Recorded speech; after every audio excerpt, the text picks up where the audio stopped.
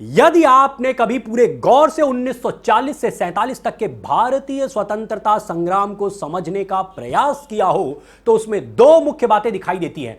Number एक कि 1942 में कांग्रेस द्वारा शुरू किया गया भारत छोड़ो आंदोलन अगले एक वर्ष यानी कि 1943 के मिड तक समाप्त हो चुका था, और दूसरी बड़ी बात यह कि 1945 तक अंग्रेज द्वितीय विश्व युद्ध भी जीत चुके थे।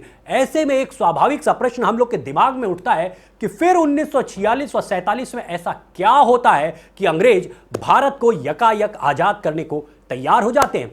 इसी पहेली के पूरे साक्ष्यों के साथ रहस्योद्घाटन करते हुए इस नवे एपिसोड द्वारा इस श्रृंखला को आज मैं समाप्त करूंगा।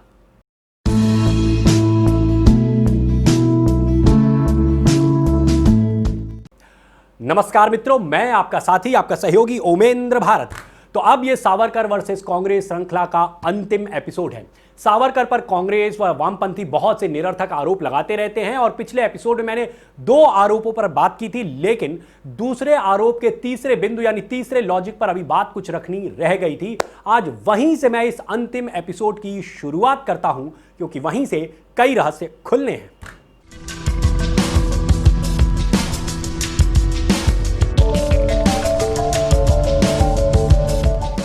तो आरोप यह था कि द्वितीय विश्व युद्ध जो कि 1939 से 1945 के बीच लड़ा गया, उसमें सावरकर ने हिंदू महासभा के कैंप लगवाकर लोगों को अंग्रेजी सेना में भर्ती होने के लिए प्रेरित किया था। आखिर क्यों? जबकि उस युद्ध में कांग्रेस भारतीयों के भाग लेने तक के खिलाफ थी। इस प्रश्न के उत्तर में मैं दो लॉजिक आपको पहले ही दे चुका हूं। अगर आपने ना देखा हो तो 8वें एपिसोड में आप देख सकते हैं। अब तीसरे व सबसे महत्वपूर्ण लॉजिक पर हम बात करते हैं।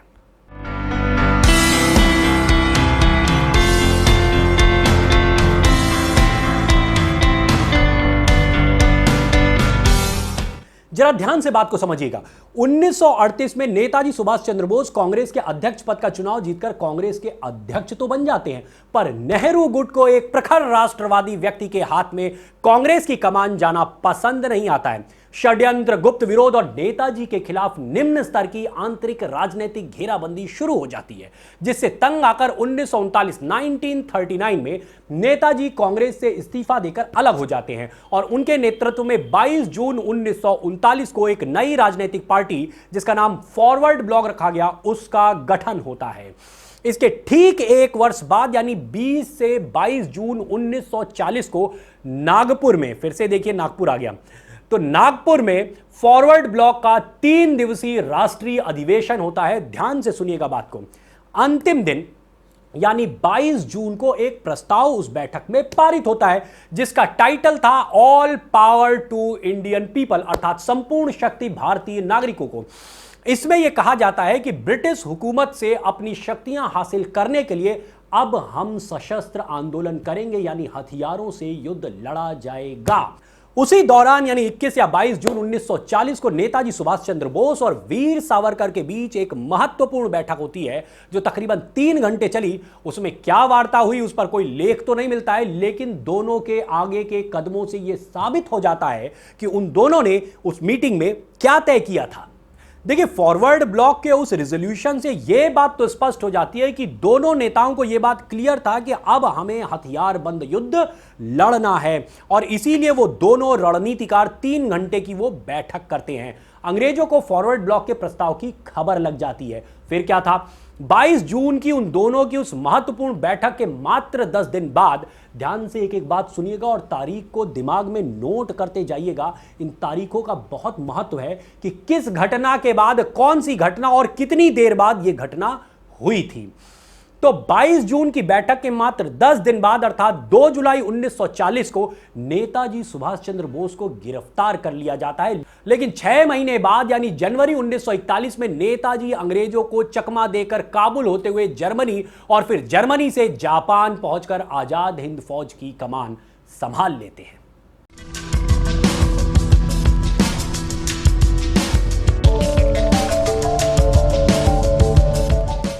अब अब जरा एक बात यहां ध्यान से समझिए, नेताजी ने देश के बाहर से सैनिकों को एकत्र करके सेना बनाना आरंभ कर दिया था।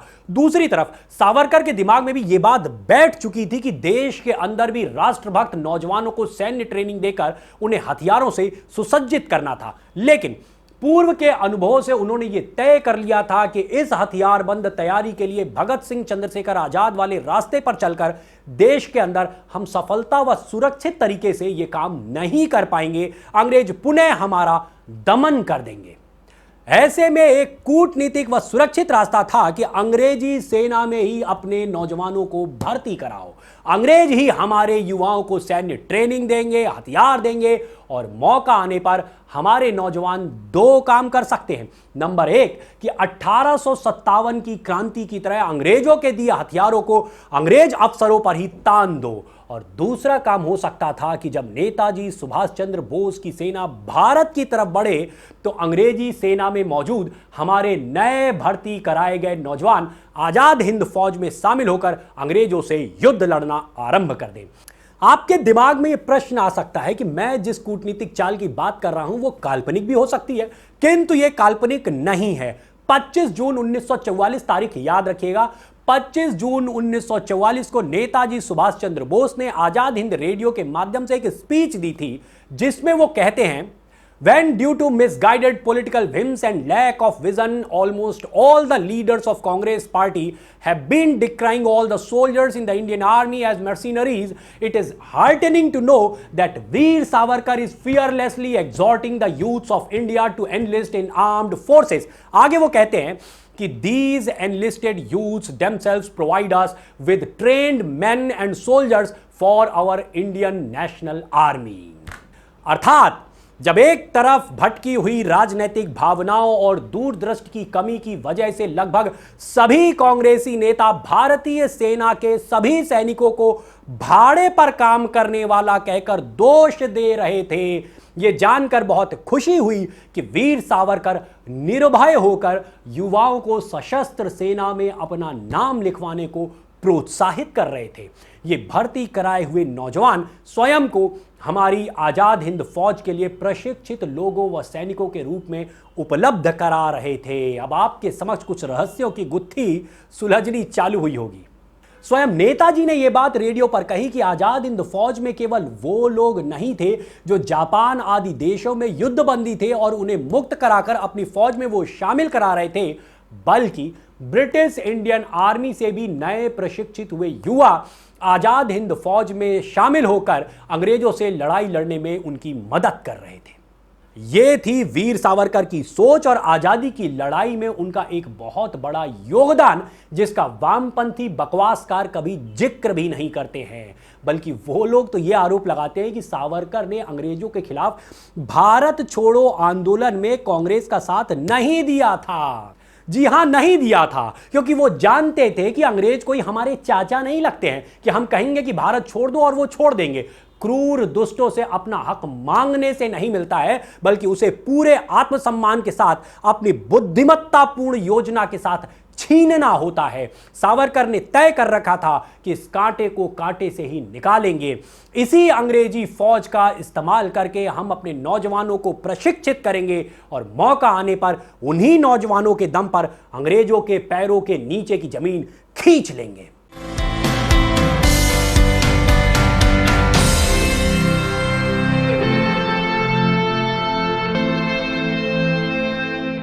अच्छा, यदि आपके दिमाग में ऐसा कोई भ्रम हो कि अगस्त 1942 में शुरू हुए भारत छोड़ो आंदोलन से अंग्रेज डरकर 1947 में भारत छोड़ देते हैं, तो कृपया उस भ्रम को दूर कर लीजिए। उस आंदोलन को तो अंग्रेजों ने 8 से 10 महीने के अंदर ही कुचल के खत्म कर दिया था, उससे उनको कोई भय नहीं था। लेकिन पहले जरा यह समझ लेते हैं कि वास्तव में यह भारत छोड़ो आंदोलन उठा कैसे था, क्योंकि आपको यह पता होना चाहिए कि 1942 में जब आंदोलन को लॉन्च करने की तैयारी हो रही थी तो पूरी की पूरी कांग्रेस कमेटी इसका विरोध कर रही थी, वो इसके खिलाफ थी और बल्कि गांधी जी को यह समझाने का प्रयास कर रही थी कि अभी बेचारे अंग्रेज द्वितीय विश्व युद्ध में फंसे हुए हैं, हम उनका इस बार सहयोग भी नहीं कर रहे हैं, पर कम से कम देश में एक नया बवाल ना खड़ा करें, एक बार युद्ध खत्म हो जाने दीजिए, फिर हम लोग उनके साथ बैठ के आराम से इस विषय पर बात कर लेंगे। पर नेताजी सुभाष चंद्र बोस ने गांधी जी को बाहर से संदेश भेजा, क्योंकि वो ये सोच रहे थे कि वो बाहर से सेना लेकर आक्रमण करने वाले हैं। यदि तब तक देश के अंदर गांधी जी भी युवाओं को आंदोलनित करा ले गए तो अंग्रेज दोनों तरफ से फंस जाएंगे और वो हिल जाएंगे। तो उन्होंने संदेश भेजा कि यही मौका है, लोहा गर्म है, हथौड़ा मार दीजिए, भीख में आजादी नहीं मिलेगी। ऐसे अगर उन्हें आजादी देनी होती तो प्रथम विश्व युद्ध में भी हमारे लाखों सैनिक युद्ध लड़ने उनकी तरफ से गए थे और 43,000 से भी ज्यादा भारतीय सैनिक शहीद हुए थे। क्या दी उन्होंने आजादी? बल्कि जिस पंजाब ने सबसे अधिक सैनिक भेजे थे वहीं पर जलियांवाला बाग हत्याकांड का उन्होंने जला हुआ जख्म दिया हमें, और नेताजी ने उन्हें बापू कहकर पुकारा और समझाया कि पूरा देश आपको पिता तुल्य मानता है, बाहर निकलिए और जनता को अंतिम आंदोलन के लिए प्रेरित करिए। आपको पता होना चाहिए कि उन सुभाष चंद्र बोस को नेताजी का तमगा भी महात्मा गांधी ने ही दिया था। यह बात ठीक है कि 1939 में जब नेताजी को कांग्रेस छोड़कर फॉरवर्ड ब्लॉक बनाना पड़ा था, उस वक्त तक गांधी जी नेताजी की अपेक्षा नेहरू की अधिक सुनते थे, लेकिन अगले 2-3 सालों में उन्हें नेताजी सुभाष चंद्र बोस की कमी खलने लगी थी। वो सोचने लगे थे अगर नेताजी यहां पे होते तो देश में बहुत सारी चीजें नियंत्रित की जा सकती थी, और इसीलिए उन्होंने नेताजी की बातों को तवज्जो दिया और कांग्रेस कमेटी के विरोध के बावजूद देश को करो या मरो का नारा भी दे दिया। यह बात और है कि बाकी की कांग्रेस इस आंदोलन को नहीं करना चाह रही थी, इसलिए कांग्रेस में मौजूद कुछ अंग्रेजों के चाटुकारों ने अंग्रेजों तक आंदोलन के शुरू होने से पहले ही पूरी की पूरी खबर पहुंचा दी, और अंग्रेजों ने रातों रात गांधी जी सहित सारे बड़े कांग्रेसी नेताओं को खोज खोज कर जेलों में ठूस दिया। 57 गोरी पलटनों का इस्तेमाल किया गया। तत्कालीन ब्रिटिश प्रधानमंत्री विंस्टन चर्चिल ने लंदन से साफ मैसेज भेजा था कि कुचल दो इनकी सारी नेतागिरी को, और वहीं उन्होंने किया। आंदोलन 1943 तक पूर्णतः खत्म हो जाता है, तब जाकर जुलाई 1944 में कांग्रेसी नेताओं को मुक्त किया गया।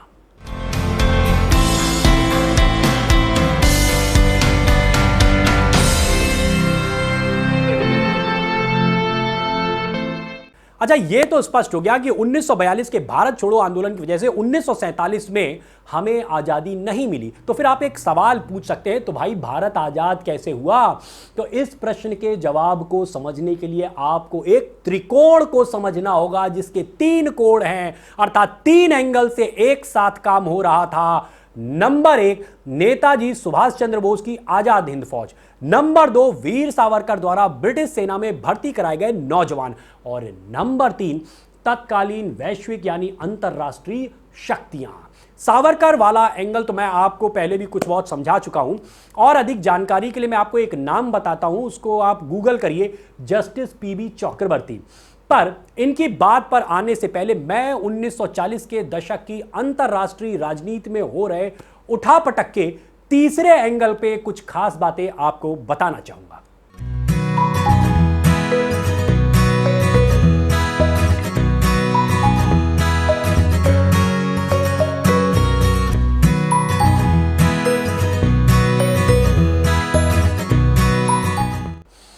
ध्यान से समझिए, ब्रिटेन में 2 मेन पॉलिटिकल पार्टीज हुआ करती थी, जो कि वही आज भी हैं, कंजर्वेटिव पार्टी और लेबर पार्टी। 1940 में वहां पे कंजर्वेटिव पार्टी के मुख्य नेता थे विंस्टन चर्चिल, जबकि लेबर पार्टी के बड़े नेता थे लॉर्ड क्लेमेंट एटली। शायद आपने ये दोनों नाम सुने भी हो। और आप जानते हैं कि 1940 में द्वितीय विश्व युद्ध भी शुरू हो चुका था, तो दोनों पार्टियों ने गठबंधन करके अपनी सरकार बनाई। पर चूंकि कंजर्वेटिव पार्टी के पास अधिक रिप्रेजेंटेटिव थे, इसलिए उन्होंने अपना प्रधानमंत्री बनाया विंस्टन चर्चिल के रूप में, और उन्हीं के नेतृत्व में ब्रिटेन द्वितीय विश्व युद्ध में भाग लेता है।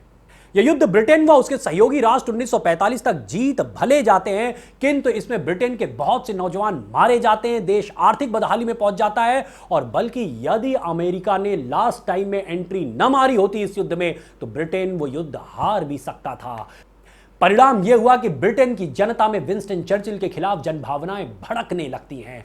1945 में अगला आम चुनाव होता है और यहीं से भारत के पक्ष में एक बड़ा खेल होता है और द्वितीय विश्व युद्ध में ब्रिटेन को जीत दिलाने वाले विंस्टन चर्चिल की कंजर्वेटिव पार्टी चुनाव में बुरी तरह हार जाती है और लेबर पार्टी स्पष्ट बहुमत की सरकार बनाती है जिसके प्रधानमंत्री होते हैं लॉर्ड क्लेमेंट एटली और 1950 तक वो ब्रिटेन के प्रधानमंत्री रहते हैं जिस बीच भारत को आजादी मिली।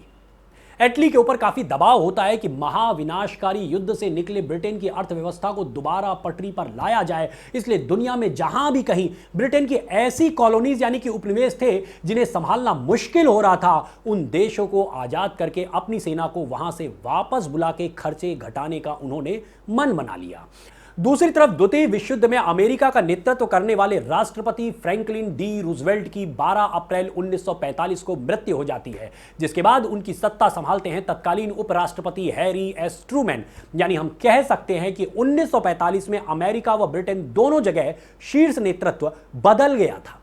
ट्रूमैन लोकतंत्र के बहुत बड़े पक्षधारी थे। ट्रूमैन ही वो अमेरिकी नेता थे जिन्होंने ज्यूज के लिए अलग देश यानी कि इजराइल की नींव डलवाई। द्वितीय विश्व युद्ध के बाद नाटो सहित कई अंतरराष्ट्रीय संस्थाओं की नींव डालने वाले भी ट्रूमैन ही थे।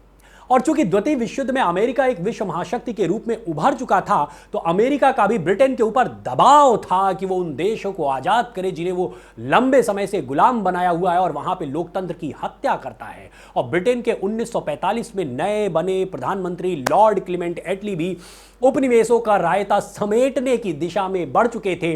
तो इस तरह वैश्विक शक्तियों का पूरा माहौल 1945 में भारत के फेवर में बनना चालू हो गया था।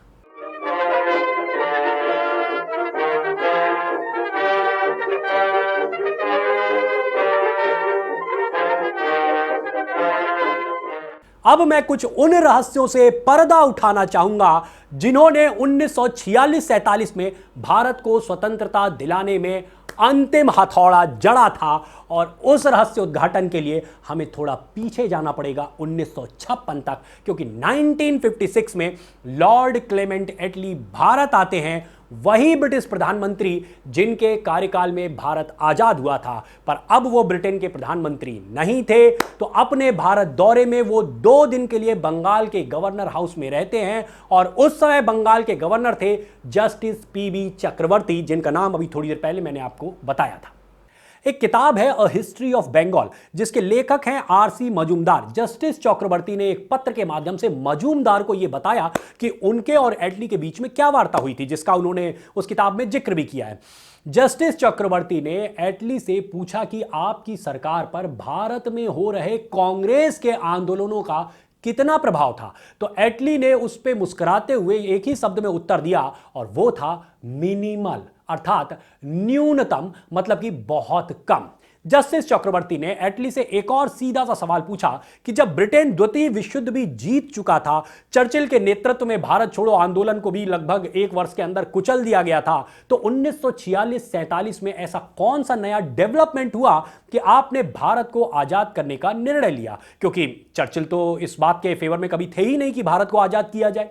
एटली ने कई आर्थिक, राजनीतिक व सामरिक कारण गिनाए, जिनका निचोड़ यह था कि नेताजी सुभाष चंद्र बोस और उनकी आजाद हिंद फौज की गतिविधियों की वजह से उनकी मिलिट्री व नौसेना में, ब्रिटिश मिलिट्री व नौसेना में ब्रिटिश साम्राज्य के प्रति विश्वसनीयता बहुत कम हो चुकी थी। अर्थात उन्हें यह डर लगने लगा था कि 1857 की तरह ब्रिटिश सेना में विद्रोह उत्पन्न हो सकता है और इसलिए एटली ने बेहतर समझा कि भारत से अब अपनी सेना को बाहर निकाल लिया जाए। और आपको इस बात का एक सबूत भी देता हूं, आप यूं ही मत विश्वास कर लीजिए। जस्टिस चक्रवर्ती और एटली के बीच में जो संवाद हुआ उस पर यूं ही मत विश्वास किए, सबूतों की कसौटी पर उसे परखिए। और वैसे भी आजकल जो है लोग सबूत बहुत मांगते हैं भैया, सेना से तक से सबूत मांग लिया जाता है।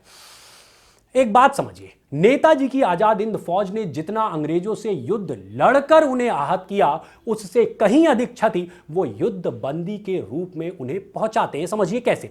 जब नेताजी की आजाद हिंद फौज के अफसरों के ऊपर कोर्ट मार्शल चलता है, जिसे रेड फोर्ट ट्रायल्स कहते हैं, तो पूरे देश में अंग्रेजी हुकूमत के खिलाफ आवाज बुलंद होने लगी थी। लगभग 10 कोर्ट मार्शल हुए थे।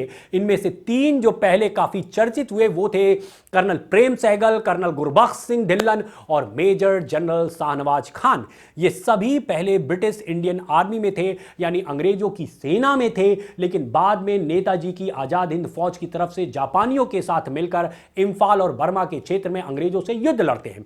और इन्हीं की तरह और भी बहुत सारे अफसर और सैनिक थे जिन पर लाल किले में केस चलाया जाता है, जिसका परिणाम यह हुआ कि सबसे पहले रॉयल इंडियन नेवी जो ब्रिटिशर्स के अंडर में थी, यानी कि RIN, उसमें अपने सेनानियों को आजाद कराने के लिए विद्रोह शुरू हो जाता है।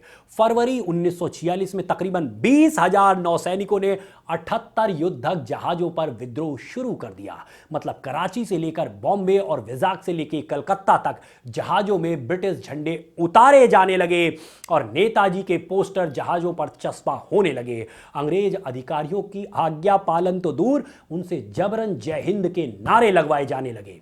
इसके बाद ब्रिटिश इंडियन आर्मी यानी कि मिलिट्री की जबलपुर, मद्रास और पुणे यूनिट में भी विद्रोह चालू हो जाता है, जिसे अंग्रेज अधिकारी बड़ी मुश्किल से संभाल पा रहे थे। अच्छा, एक बात पे और गौर करिए, ब्रिटिश इंडियन आर्मी में कुल केवल 40,000 अंग्रेज अधिकारी थे, जबकि द्वितीय विश्व युद्ध के बाद कुल भारतीय सैनिकों की संख्या 25 लाख यानी 2.5 मिलियन थी, जिसे ब्रिटिश प्रधानमंत्री क्लीमेंट एटली घटाकर 3 लाख तक लाना चाहते थे। मतलब बाकियों को वो सेना की नौकरी से निकाल देना चाहते थे, क्योंकि उनके खर्चे संभालना बहुत मुश्किल हो रहा था। तो निश्चित रूप से 1946 की शुरुआत में नेताजी सुभाष चंद्र बोस की आजाद हिंद फौज के फेवर में ब्रिटिश इंडियन आर्मी में जो विद्रोह शुरू हुआ था, उसे देखकर एटली समझ गए थे कि जिन 22 लाख सैनिकों को हम डीकमीशन करने का प्रयास कर रहे हैं, यानी कि निकालने का प्रयास कर रहे हैं सेना से, वो हमारे लिए घातक भी हो सकता है। क्योंकि यदि ये 22 लाख सैनिक जो कि पूरी तरीके से ट्रेंड हैं,